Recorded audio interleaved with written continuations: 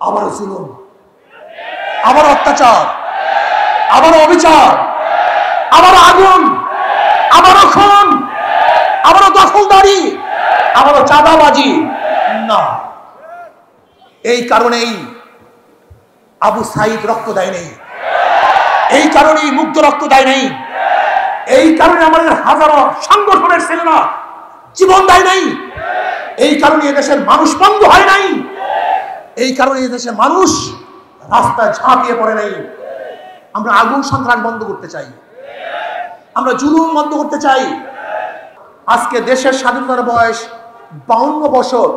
এই 52 বছরে যারা এদের শাসন করেছে তারা একজন শাসক ছিল না, সবাই শোষক ছিল।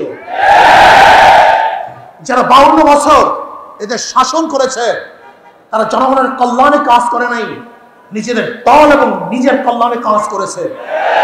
এই 52 বছর যারা শাসক ছিল তারা মানুষের অধিকার প্রতিষ্ঠিত করতে পারে নাই, বরং নিজের অধিকার প্রতিষ্ঠিত করেছে, নিজের দলের অধিকারকে প্রতিষ্ঠিত করেছে।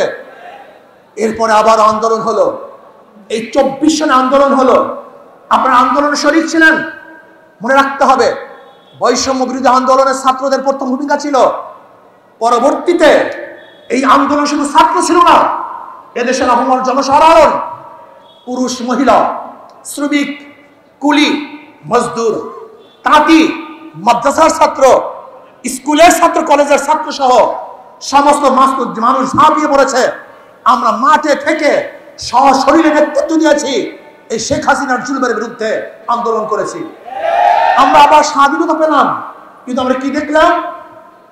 যেই কারণে মানুষ স্বাধীন করেছে দেশ, যেই কারণে মানুষ জীবন দিয়েছে, কিন্তু আমরা দেখলাম সেই তারা আবারও সমস্ত ঘাটগুলিকে দখলে নিয়েছে, সমস্ত প্রতিষ্ঠানগুলিকে দখলে নিয়েছে। না, দখলদারদেরকে আমরা দেখতে চাই না, খুনিদেরকে আমরা দেখতে চাই না, জালেমদেরকে দেখতে চাই না। যারা 52 বছর ক্ষমতায় বসে জুলুম অত্যাচার করেছে, দ্বিতীয়বার তাদেরকে আর ক্ষমতায় দেখতে চাই না। আমরা চাই এদেশের মানুষ মুক্তি হবে, শান্তি পাবে। এদেশের মালিক জনগণ, জনগণের সাথে সেই মালিকানা আচরণ করা হবে, জনগণের সাথে ভদ্র ব্যবহার করা হবে, জনগণকে শ্রদ্ধা করা হবে, সম্মান দেওয়া হবে। কিন্তু দেখা যায় কোনো অফিসের মধ্যে কোনো জনগণ যদি ঢুকে, মনে হয় যেন মানুষ আসে নাই, জানোয়ার এসছে।